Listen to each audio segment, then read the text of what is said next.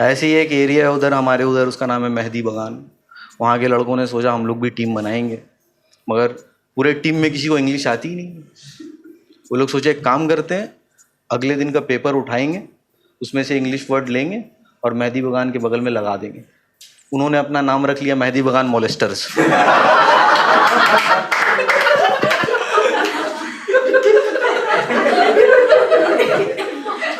Team खेलने उतरी है, चीयर लीडर चिल्ला रहे हैं मॉलेस्टर्स। औरत लोग भाग रही है कि भागो, अब तो अनाउंसमेंट भी आ गया है।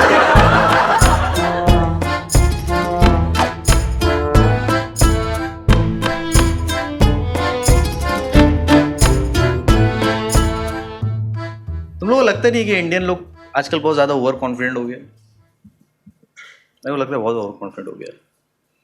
और सबसे ज्यादा अगर ओवर कॉन्फिडेंस देखना है ना इंडियंस का, तो इंडियन एड्स में दिखता है। आप देखे आप लोग इंडियन एड्स तो देखते ही हो। मैं रिसेंटली एक स्कूटी का ऐड देखा, उस पर लिखा हुआ था stealth aircraft design.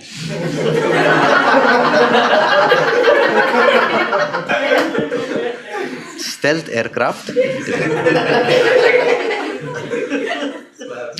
Indian air force के पास स्टेल्थ एयरक्राफ्ट नहीं है।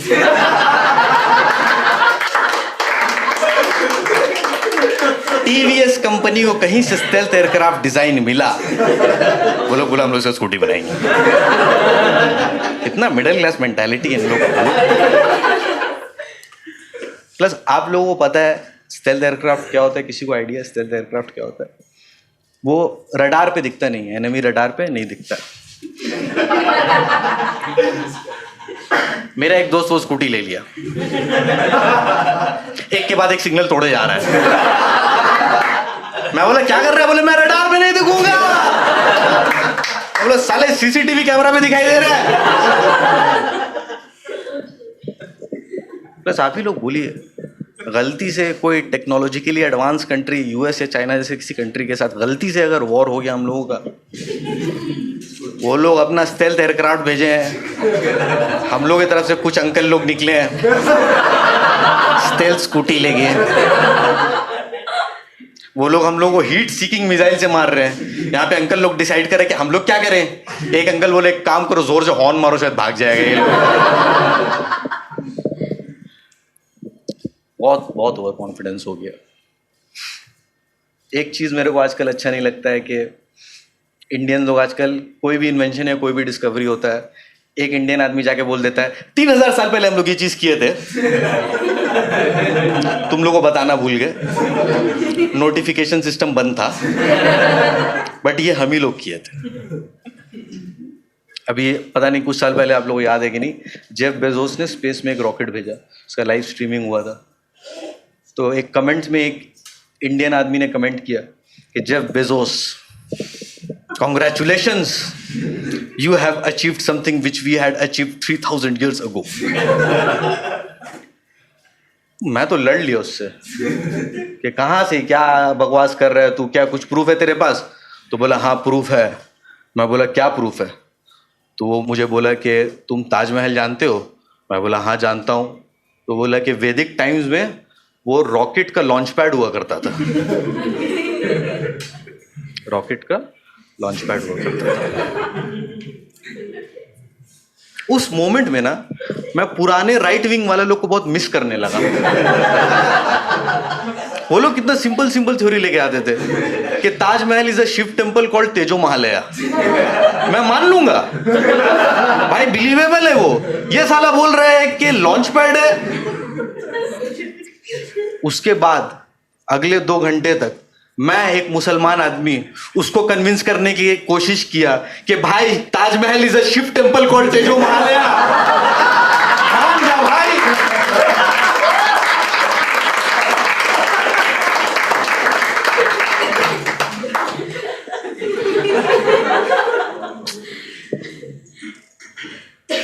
एक और जगह मैं देखा, कोई एक पोस्ट था, उसमें एक रैंडम इंडियन आदमी ने कमेंट कर दिया, सम पोस्ट अबाउट चाइना। उस पर एक इंडियन आदमी ने कमेंट कर दिया कि Indian Brahmins gave the Chinese Buddhism and kung fu. Indian Brahmins gave the Chinese Buddhism and kung fu. पहला बात तो आप लोग ये समझिए कि स्टार गोल्ड में जैकी चैन का हिंदी डब पिक्चर देख के ये लोग चाइनीज कल्चर के बारे में दो ही चीज सीखा था, एक कि ये लोग बुद्धिज्म करता है, दूसरा ये लोग कुंफू करता है। फिर दोनों का क्रेडिट ले लिया।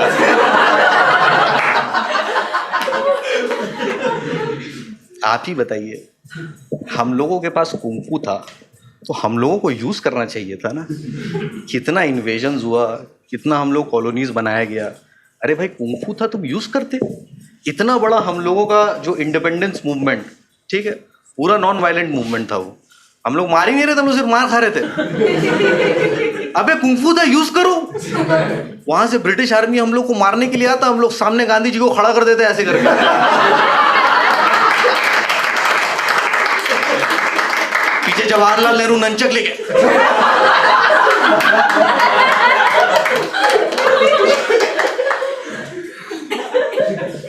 यूज ही नहीं किया कुंफू, वेस्ट कर दिया। मैं थोड़ा अपने बारे में अब बात करूंगा। देखो मैं बहुत मल्टी कल्चरल इन्वायरमेंट में मैं बड़ा नहीं हुआ, ठीक है। मैं जिस एरिया में रहता था वो मुसलमान मोहल्ला था, वहीं रहता था, वहीं पढ़ता था, ज़्यादा लोगों को मैं जानता नहीं था। तो बचपन में मेरे पेरेंट्स ने सबसे पहले तो डिसाइड किया कि मुझे किसी और स्कूल में डालेंगे। तो मेरे को बोला गया कि एक कोएड स्कूल है, बॉयज स्कूल से बोला कि कोएड स्कूल में तुम्हें जाना है। मैं बोला ठीक है चला जाऊँगा। थोड़ा एक्साइटमेंट भी था कि ऑपोजिट जेंडर के साथ इंटरेक्ट करूँगा। जब मैं साला स्कूल गया तो पता चला कि लड़कों और लड़कियों को अलग अलग बिल्डिंग में पढ़ा रहे हैं। किस लेवल का बिट्रेयल हुआ है तुम लोग समझ रहे हो मेरे साथ। ऐसा तुम्हें कोई बोले कि चलो तुम्हें वाइल्ड लाइफ सफारी पे लेके चलते हैं और फिर पोल्ट्री फार्म घुमा के लेके आए, वैसा बिट्रेयल हुआ था मेरे साथ। प्लस मेरे स्कूल में क्या था ना, ज्यादातर बच्चे मुस्लिम थे, ठीक है। बस समझ लो कि मेरे क्लास में एक हिंदू बच्चा था। तो उससे क्या हुआ कि हमने वहां पे थोड़ा बेसिक स्टैटिस्टिक्स लगाया और बोला अच्छा इंडिया मेजॉरिटी हम ही लोगों का होगा। फिर 2002 में गुजरात का दंगा हुआ। फिर मैं बोला अच्छा ये बाहर में अजय का लोग ज्यादा है, इसका टिफिन छीनना बंद करो बे।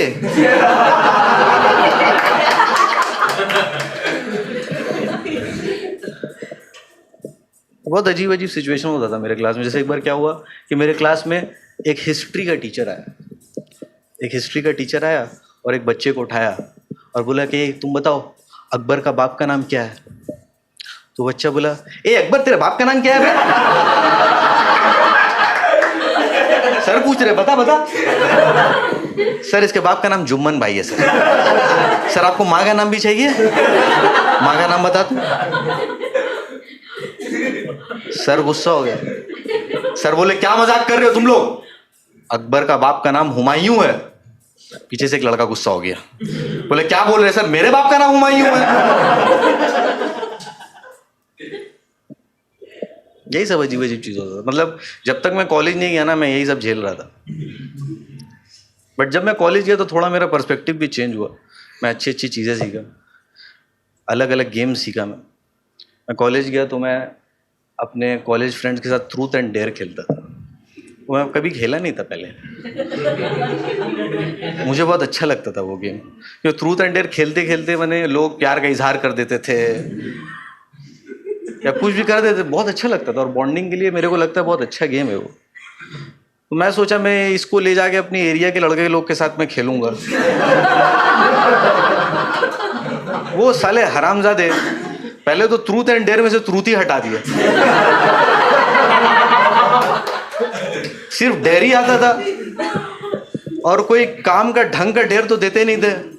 ऐसा बोतल घुमाया डेयर अब्दुल भाई का लुंगी टान गया, डेयर अशरफ भाई खाना में थूक गया। ऐसे डेयर के चक्कर में एक दो बार चोरी करवा दी उन्होंने मेरे से। अब मैं पुलिस को समझा रहा हूँ कि सर ट्रूथ एंड डेयर खेल रहा था। पुलिस बोल रहा अपना ट्रूथ जज के सामने बोलना। यही सब पागलपन होता रहता था मेरे एरिया में, अभी भी हो रहा है। आईपीएल आता है, आप लोगों को पता है ना, ऐसा जब भी आईपीएल आता है लोग पागल हो जाते हैं।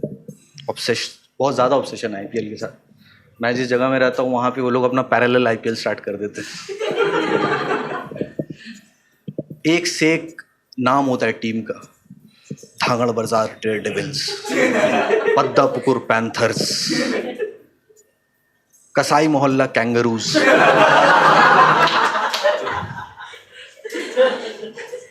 कसाई मोहल्ला कैंगरूज। उस मोहल्ले में 4 पांव वाला जानवर बच नहीं पा रहा है, वहां कैंगरू एग्जिस्ट कर पाएगा? तो शाम होते होते कैंगरू तिक्का और कैंगरू पाया बन जाएगा उसका। कोई लॉजिक नहीं है नाम में।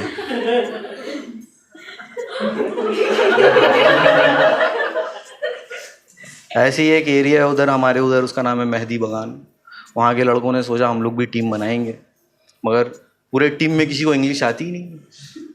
वो लोग सोचे एक काम करते हैं, अगले दिन का पेपर उठाएंगे, उसमें से इंग्लिश वर्ड लेंगे और मेहदी बगान के बगल में लगा देंगे। उन्होंने अपना नाम रख लिया मेहदी बगान मॉलेस्टर्स।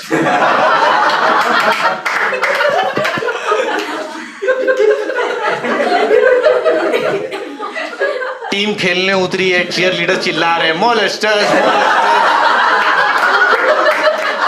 औरत लोग भाग रही है कि भागो, अब तो अनाउंसमेंट भी आ गया है।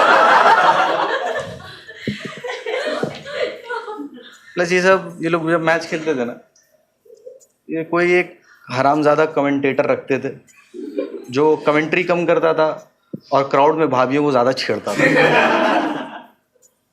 या इररिलेवेंट कमेंट्री करता था।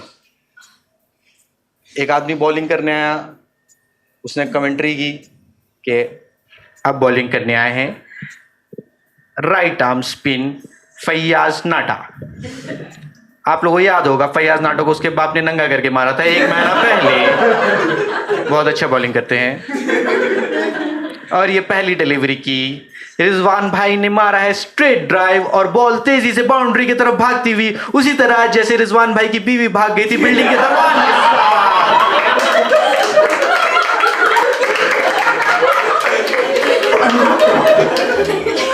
ऐसा कमेंट्री कौन करता है?